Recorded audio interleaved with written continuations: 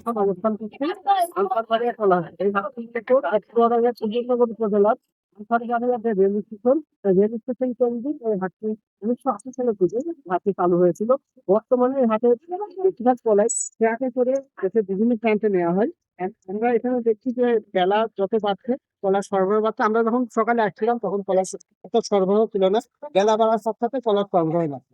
আমরা এখানে যারা ব্যবসায়ী যারা এসেছে আমরা জানতে পেরেছি যে এখানে যারা এই এলাকার যারা চাষি তাদের কাছ থেকে মূলত এখানে যারা ব্যবসায়ী তারা সংগ্রহ করে তারা এই হাটে কলা নিয়ে এসেছে এবং এদের কাছ এই হাটে এদের কাছ থেকে আবার যারা বাইরের যারা ব্যবসায়ী তারা আবার এখান থেকে কলা কিনে কেউ এখান থেকে ঢাকা, নারায়ণগঞ্জ, চট্টগ্রাম, বরিশাল নিয়ে যায়। আবার অনেকজন আবার কয়েকজন আছে যারা এই ট্রেনের মাধ্যমে কিছু কলা নিয়ে গিয়ে কিছু কলা পার্শ্ববর্তী জেলা বা তারপরে কয়েকটি জেলা কিছু দিয়ে দেয়। আমরা এখানে একটা ব্যবসায় আছে, আমরা যদি সেই ব্যবসার সাথে কথা বলি। আপনি কোথাতে আসছেন? ডুমুরিয়াতে। কলা পকাতে কলা আনছেন 10 কাবে। 10 কাবে বিক্রি হয়ে গেছে? কত করে বিক্রি করলেন? 220 টাকা বিক্রি। তোমরা কি ব্যবসায়ী? কলা কোথায় পাঠান আপনি?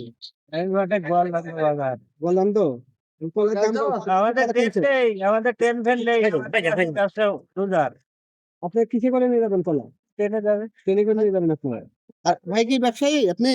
হ্যাঁ, আমি ঢাকায় বাড়ি। আপনি ঢাকার পাটি? কলা ককাতে কিনতেন? কথা বলবেন না ভাই, একটু একটু এক মিনিট ভাই। ভাই আপনি কোথাতে আসছেন? কি আপনার নিজের কলা? ককাতে কলা আনছেন? প্রতিদিন কি আনেন কলা? দাম কেমন কলার এখন? বাজার খুব একটা মোটামুটি, মানে এখন সামনে রোজা তো এই কলা না আছে রাখা না আছে আছে আপনার আছে বেচা, ঠিক আছে, পেকে গেলে সে কলা নষ্ট হয়ে যাচ্ছে। এখন সেই হিসেবে বাজার মোটামুটি চলছে, কিছুদিন পর আবার একটু বাজার হয়। আমরা যেটা জানতে পেরেছি যে এই কলা মূলত এই যে শীত মৌসুম, এই শীত মৌসুমে বাজারে কলা সরবরাহ মোটামুটি থাকলেও কলার বাজারে যে বাইরের যে ব্যবসায়ী তারা না এসে প্রমোশন কারণে কলার দাম একটু কম থাকে। কিন্তু যে ঈদের সামনে ফাল্গুন চৈত্র কলার মূল মৌসুমটা শুরু হয় যে গরমকাল, সেই সময় বাজারে কলার চাহিদাও অনেক বাড়ে এবং বাইরে থেকে অনেক ব্যবসায়ী আসে, তখন কলার বিক্রিটাও বেশি হয়। এছাড়া আমরা দেখছি এই হাটের পাশেই ঘর আছে, এই ঘরগুলোতে কিছু ব্যবসায়ী আছে যারা এই হাট থেকে কলা সংগ্রহ করে তারা এই আগুনের ভিতের মাধ্যমে প্রাকৃতিক উপায়ে কলাগুলো পাঠিয়ে বসিয়ে তারা বিভিন্ন দোকানে সরবরাহ করে টাকা তোলা চলে। এখানে একদম কলা নিয়ে যাচ্ছে। আমরা এই যে হাট সম্পর্কে আমরা উপজেলা প্রশাসনের সাথে কথা বলছিলাম, কথা বলে আমরা যেটা জানতে পেরেছি এই হাটটা গত 5 আগস্টের পরে হাট যারা নিয়ন্ত্রণ করতো তারা এখান থেকে চলে গেছে বা পালিয়ে গেছে। এরপর থেকে হাটটি মূলত হাঁস কালেকশনের মাধ্যমে এখানে খাজনা সংগ্রহ করা হয়।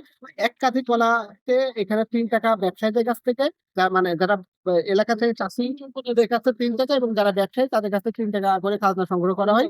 আর আমরা যেটা জানতে পারছি গত 23শে জানুয়ারি এই হাটটা ইজারা বিজ্ঞপ্তি দেওয়া হয়েছে।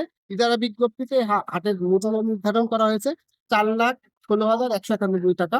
এই ছিল আমার কাছে সর্বশেষ।